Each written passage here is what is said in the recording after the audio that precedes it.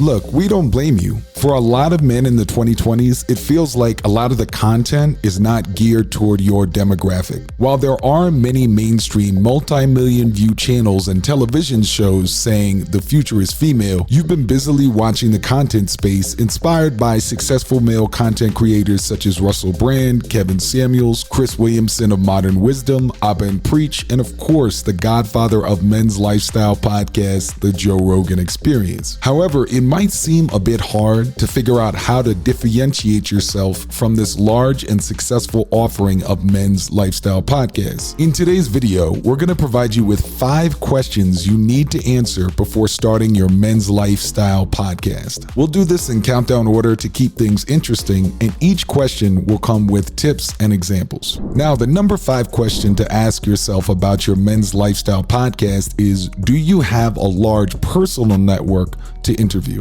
If we take a look at some of the successful men's lifestyle podcasts we've listed before, Chris Williamson of Modern Wisdom, Russell Brand with his Under the Skin podcast, and of course, Joe Rogan, we see that many of their shows got their start by leveraging a large personal network. By having a large personal network, you increase the likelihood your men's lifestyle podcast will get early and consistent traffic to your burgeoning media empire. You'll also benefit from the success by association phenomenon, since your new and returning viewers will see you as being from the same ilk as the people you're interviewing. If you don't have a diverse set of people to cull the most cutting edge ideas from, or you're building your network by doing a men's lifestyle podcast, you may run into trouble. By spending much of your time trying to wrangle in new podcast guests or convince people to work with you, you'll be paying a large opportunity cost that might be better spent simply building a men's lifestyle channel where you're the main character, or even simply working another niche entirely. Therefore, deeply consider if you have a couple years worth of interesting people to talk to in order to succeed in the goal of getting your men's lifestyle podcast off the ground. Consistency in output, even down to the quality of guests, is key in building a successful lifestyle podcast. Now, number 4 question you have to ask for your men's lifestyle podcast is, do you have a stable content location? Consistency of output will additionally be hinged on your ability to have a stable content location from which to shoot your podcast. A stable location helps in 3 major areas: psychological anchoring,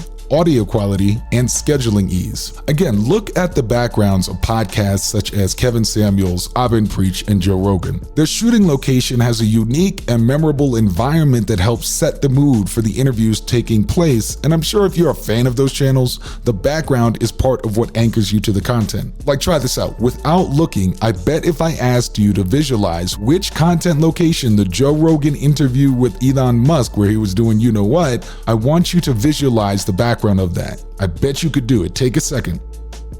Red velvet draping in the back, right? Yep, you got it. Additionally, be aware that in order to have the highest quality audio possible for your men's lifestyle podcast, you'll likely need to have a more stable environment to judge your audio from. Look, I've been shooting content while living around the world for almost 5 years now. While you can grow your YouTube channel while doing things this way, trust me, you will burn a lot of opportunity costs in the time spent managing audio technology by moving around so much. So are you ready to possibly drag around mic stands, audio mixers, microphones, wind filters, and more?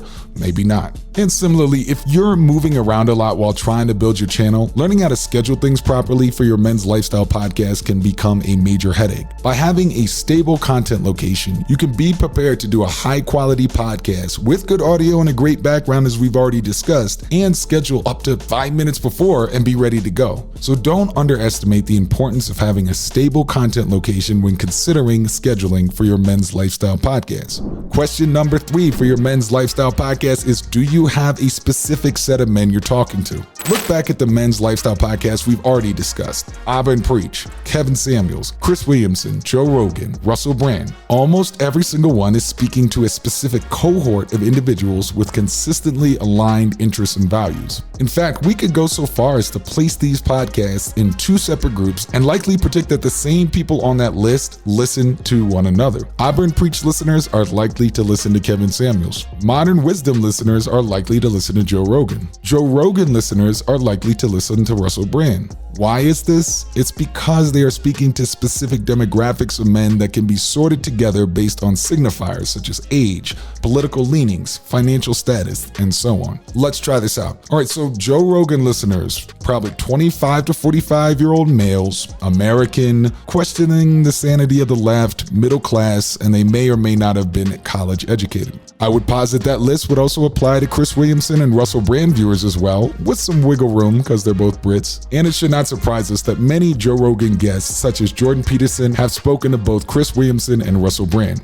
You can apply that same framework to overlap between Kevin Samuels and Abin Preach as well. Therefore, consider the people you'll be speaking to before embarking on your men's lifestyle podcast. And don't forget that if your podcast is too similar to the people you admire, you may be competing for attention with a massive juggernaut. I see way too many men's lifestyle podcast startups, so to speak, trying to just do another version of Fresh and Fit, for example, except they don't have the clout to interview DJ academics. Or trying to be another Chris Williamson without putting in the 2 to 3 years of work required to get an interview with Jordan B. Peterson. Now, also, do you have a previous notable career or major financial backers? Similarly, if you're not willing to put in the 2 to 3 years of consistent grinding to get noticed, do you have a previous notable career or finances to help things get started? Needless to say, it wasn't very difficult for sometimes A-list celebrity Russell Brand to get viewers to his new men's lifestyle podcast venture. It wasn't hard for comedian, television host, and sports commentator Joe Rogan to get interviews with top comics, fighters, and actors. So do you have that same level of influence, or are you starting from the ground up? Even with Fresh and Fit, while being essentially nobodies in the public sphere, no disrespect, they clearly had enough financiers somewhere in the background to get a high quality studio, mics, and access to Miami's women. Don't assume that simply because you're hungry to start a men's lifestyle podcast that it won't take some previous W's in order to get into the game a major way. And number one question is, are you a teacher or a talker in your men's lifestyle podcast? Of the list we've been discussing, the only men's lifestyle podcast that consistently offers direct how-to advice is Kevin Samuels, and he is a bit of an outlier since most of his teaching is directed towards women. Every other podcast in our list are men that just love to have conversations, such as Joe Rogan, Chris Williamson, and so on. Abin Preach don't even have guests on their shows. They're more likely to get interviewed, such as their podcast with No Jumper. Therefore, if you think you're planning to place a coaching business on the back end of your men's lifestyle podcast, it's probably a better idea to do a how-to channel rather than chasing around a bunch of celebrities and pundits. We teach you how we were able to successfully turn our 500,000 plus subscriber YouTube channel into a 6-figure and above coaching business